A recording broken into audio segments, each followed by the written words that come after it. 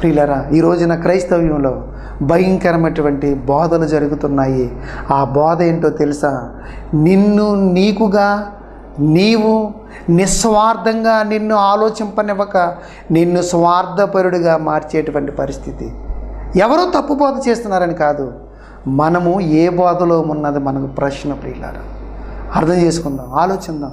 ఒకనాటి క్రైస్తవ్యం ప్రారంభపు శతాబ్దంలో ఉన్న సంఘం కలిగిన ఆలోచనలు నేటి సంఘం కూడా మనము కలిగి ఉండాలి. రాకడ దినాల్లో ఉన్నాం. దేవుడు చెప్పిన తన కుమారుని ద్వారా నెరవేరవలసినవన్నీ జరుగుతున్నాయి.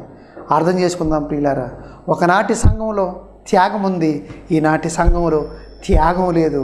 త్యాగానికి బదులు స్వార్థం ఉంది. స్వార్థాన్ని విడిచిపెట్టాలి. నిత్య జీవంలో మనం వెళ్ళాలి అంటే నిస్వార్థపరులుగా జీవించాలి. త్యాగపూరితమైనటువంటి ఆలోచనతో దేవుని కోసం బ్రతకాలి. కనుక నీవు నేను ఆలోచించి